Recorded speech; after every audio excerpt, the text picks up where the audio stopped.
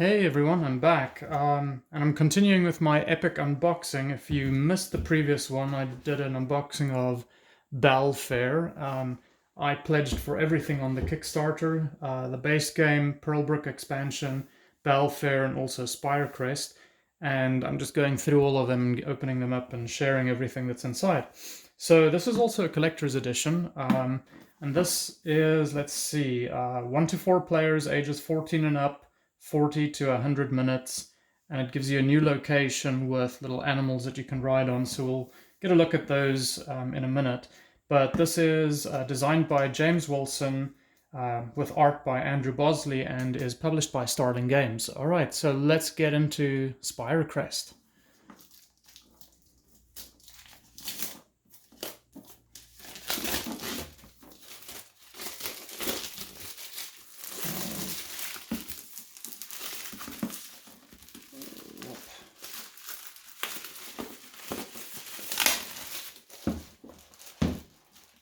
Some nice spot. There's some nice spot highlights on the box. So it has some really beautiful imagery on the front.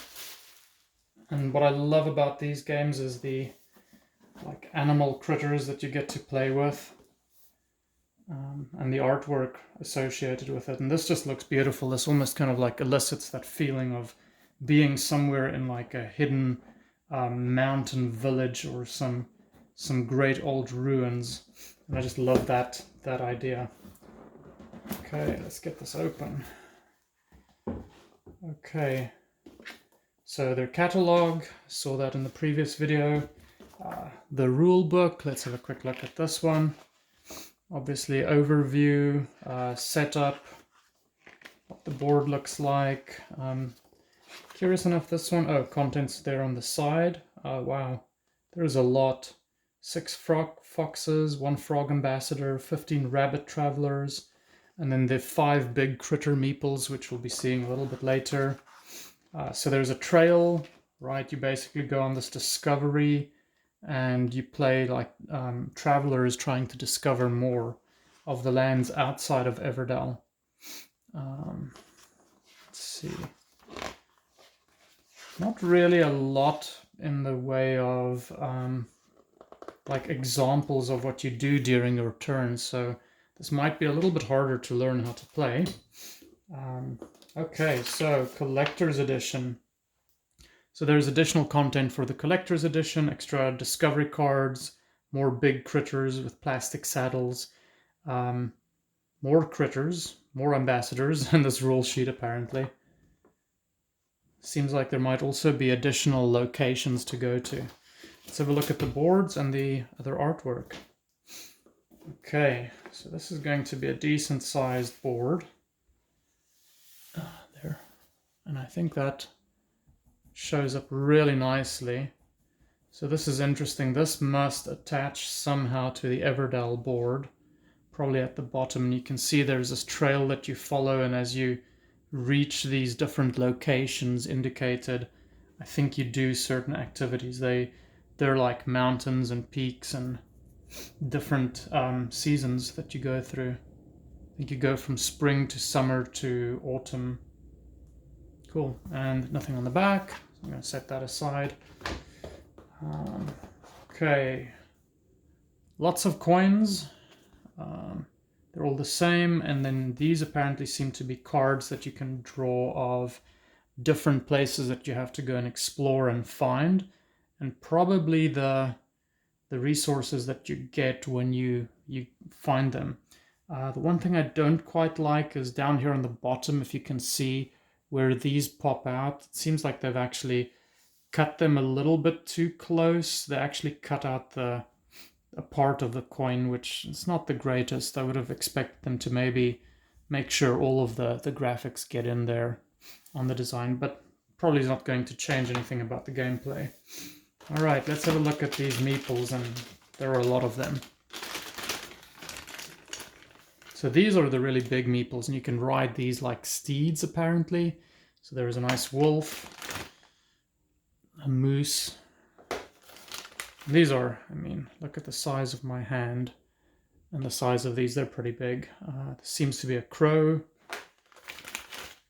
a bison, maybe? Or a mountain goat. This is probably more of a mountain goat. And then a huge grizzly or bear. Black bear, probably. And then these must be the additional ones for the collector's edition.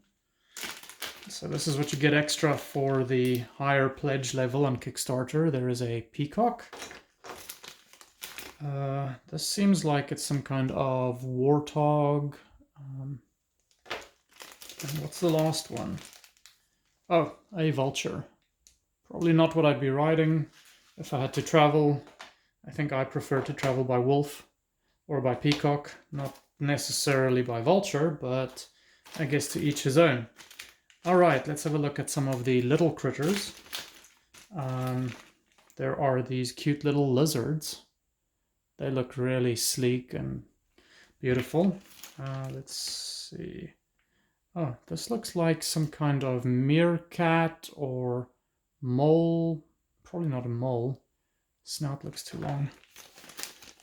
There's one more in here, which looks like it is an owl. These are really well carved, beautiful. Okay, so that's all that's in that bag. There's just a bunch of them. I'm gonna skip over the rest. Then you have little foxes. These are cute. They look super, almost very fashionable, very like regal almost. What you'd expect from a fox probably. So there are all of the foxes there. There are more frog ambassadors. I believe the frog ambassadors have something to do with Pearl Brook. And it seems like there's one in 4 colors, so probably one for each player color. The orange one really pops. The other colors are a little bit harder to differentiate maybe, so it seems like orange and green might be the easiest to see. With those, wow. Sure spent a lot of money on adding in wooden meeples to this game. The Rabbit Traveler. This one doesn't show up so well, so let me get a better color. There we go. So here are your traveling bunnies. And there's a lot of those. And each of them is a different color, as you can see. There's not one single one that's the same color, so that is interesting. I guess these do not belong to the players. Probably share these as you go through the game. And there's more. Okay, this is just what a saddle would look like. So if I understand this correctly, you snap the saddle onto your steed, trusty bear steed here, and then you put a... that one doesn't seem to fit. Maybe the rabbit fits. Nope. These are definitely going to be tight. Maybe a fox will get in there. Not quite either. Well, they're a little bit hard to fit anything into. That is a very tight fit, and this is a really hard plastic. So this might be a little bit harder than intended, but that's the idea. Generally, you could have these other meeples ride on the bigger ones. Okay, so that's everything from like a meeple perspective. Let's have a quick look at the cards. There are 3 stacks of cards. Seems like there's one for bigger critters.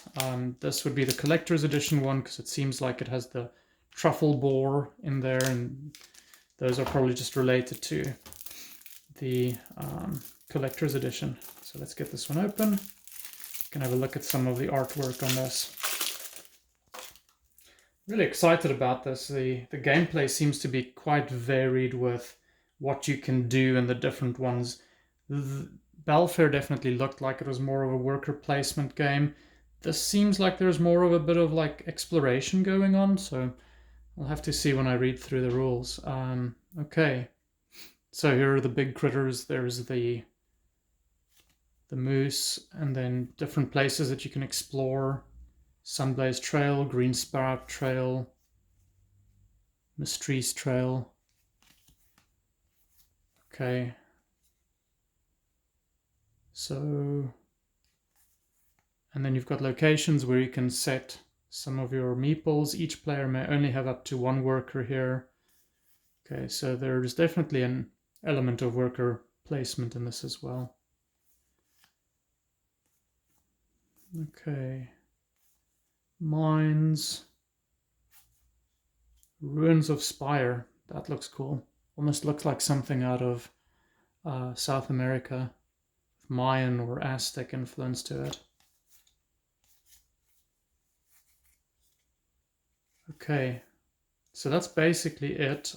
And then I guess different creatures that you can come across. Serpent's Paws.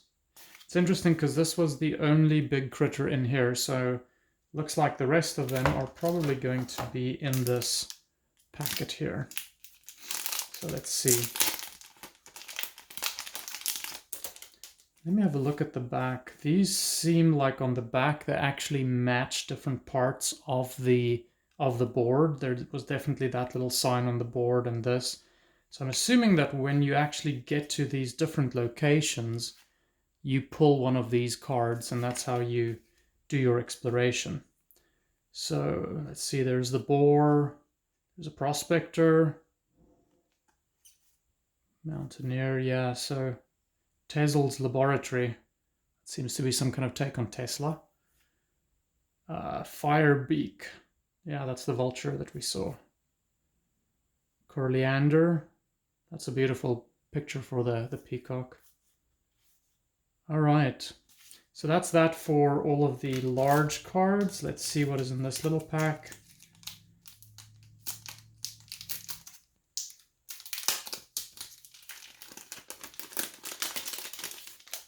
And this is, again, similar on the back. There are signs, and these match with little signs on the back of the board.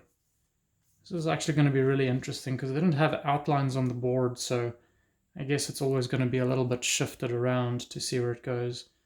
These look like they're events. Wildfire, flooding, hail.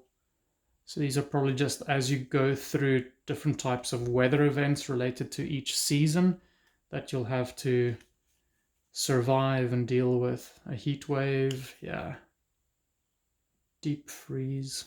Okay, so this looks really interesting. I think there definitely is going to be some challenges around, exploring and making your way across the map and discovering all of these different places and making it through all of the challenges with the weather and probably other obstacles that you come across. Well, that's everything for the Spirecrest Collector's Edition. I hope you enjoyed it. If you like this content, please consider subscribing and liking the video.